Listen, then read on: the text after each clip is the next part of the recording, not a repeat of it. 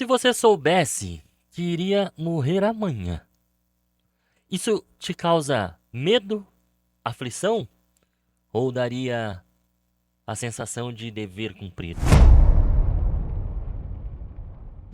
Em nome do Pai, do Filho, do Espírito Santo.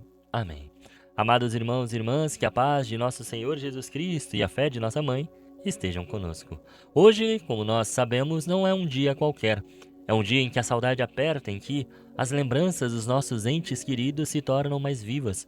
Visitamos os túmulos, olhamos as fotografias e, inevitavelmente, a grande pergunta se impõe: onde será que ele está? Será que ele alcançou o céu? Será que vou revê-lo um dia? Bem, meus irmãos e irmãs, a igreja hoje nos ensina e nos convida a meditar sobre isso. Sobre o que estamos fazendo aqui e agora para chegarmos ao céu. Sim, hoje choramos a ausência, mas como cristãos, como verdadeiros católicos, celebramos sobretudo a esperança. E essa esperança tem nome e sobrenome: Jesus Cristo ressuscitado. Na primeira leitura de hoje, irmãos, o livro de Jó vai nos mostrar um homem que perdeu tudo: bens, filhos, saúde. E no auge desse sofrimento, no auge dessa humilhação, e ainda abandonado pelos amigos, ele poderia ter se afogado no desespero, poderia ter amaldiçoado a Deus como a mulher dele queria, mas é neste abismo que ele faz uma das mais poderosas profissões de fé de toda a Sagrada Escritura. Eu sei que o meu Redentor está vivo e que, por último, se levantará sobre o pó. E depois que tiverem destruído esta minha pele, na minha carne verei a Deus. Diferente de nós, irmãos, Jó não tinha a plena revelação do Novo Testamento. Mas mesmo assim, ele tinha certeza inabalável de que Deus não o abandonaria à podridão. Ele sabia que o seu Goel, seu vingador e redentor, viria resgatá-lo, mesmo depois que a pele dele fosse destruída. Esta fé de Jó é a primeira luz que quebra a escuridão da morte. Essa fé de Jó, essa esperança dele de ver o Senhor, se torna a nossa realidade em Cristo Jesus. São Paulo vai afirmar isso na segunda leitura de hoje. Cristo ressuscitou dos mortos como primícias dos que morreram. Se a ressurreição de Cristo não fosse real, a nossa fé seria vã. E essa ou qualquer pregação que você ouvir seria inútil. Mas ela é real, irmãos. E essa realidade muda tudo. Irmãos, nós vivemos isso neste mundo, todos os dias. Adão nos deu a herança da morte, Cristo nos deu a herança da vida eterna. Vamos então explicar um pouco mais isso para que você entenda de fato entre o que é a morte e a ressurreição.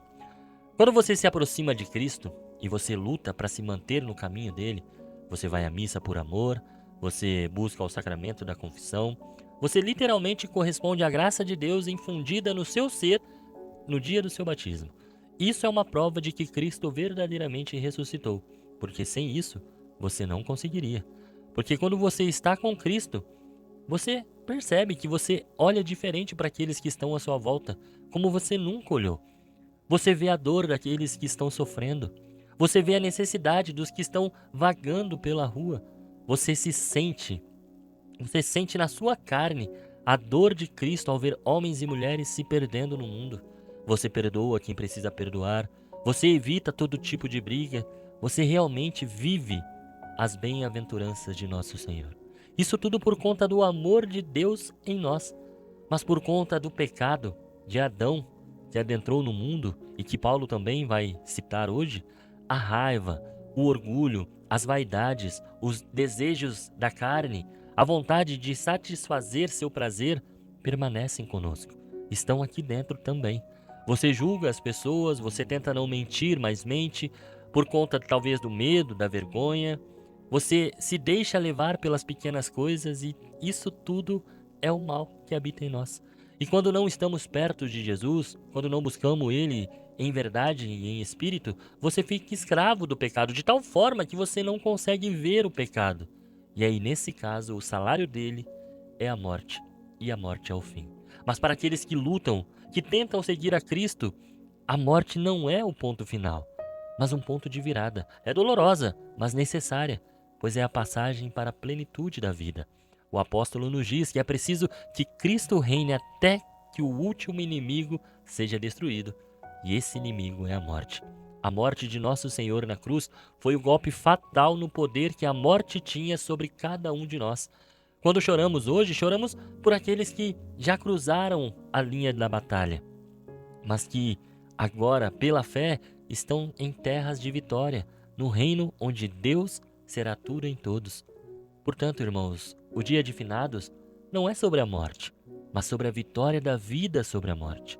Rezamos sim pelos nossos falecidos, porque acreditamos na comunhão dos santos, que somos uma só família em Cristo e que a nossa oração pode ajudar aqueles que ainda se purificam no purgatório a entrarem na glória de Deus. E aqui vale dizer que o purgatório não é a segunda chance para aqueles que creram em Cristo. Ele é um lugar de purificação, onde a culpa de todos os seus pecados serão pagas, serão literalmente quitadas. A nossa morte é certa, irmãos, todos nós passaremos por ela. Mas a ressurreição também é certa e de fato é verdade. Como falei, basta olhar para os sinais de Deus na sua vida e essa certeza vai te levar ao evangelho de hoje. Nós só não temos a certeza de duas coisas, irmãos. Não sabemos quando a morte nos atingirá e quando nosso Senhor Jesus vai voltar. Por isso ele nos pede no evangelho que os vossos rins estejam cingidos e as lâmpadas acesas. Rins cingidos é a postura de quem está pronto para servir, para trabalhar. É viver a caridade, a justiça e o perdão aqui e agora. Não podemos adiar o amor. O tesouro que levaremos daqui, irmãos, é o bem que fizemos. E as lâmpadas acesas é a fé viva, a oração constante, o sacramento da reconciliação em dia. É não deixar que a luz de nossa vida se apague pela rotina ou pelo pecado. O Filho do Homem vai chegar na hora em que menos o esperar. Não sejamos apanhados como o dono da casa que foi surpreendido pelo ladrão, irmãos. A melhor preparação para a nossa morte é uma vida bem vivida em Cristo Jesus.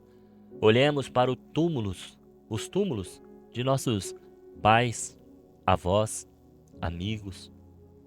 A vida deles nos diz: prepara-te, vive a tua vida de tal forma que o teu encontro com o Senhor seja um abraço e não um susto.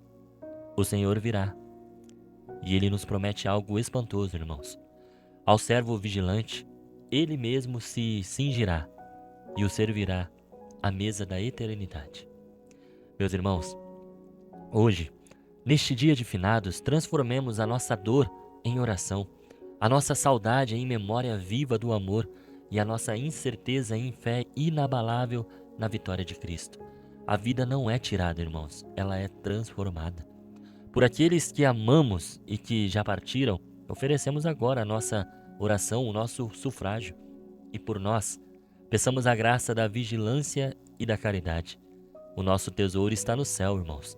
É lá que deve estar o nosso coração. Que Deus abençoe você e até amanhã, se esse mesmo Deus me permitir.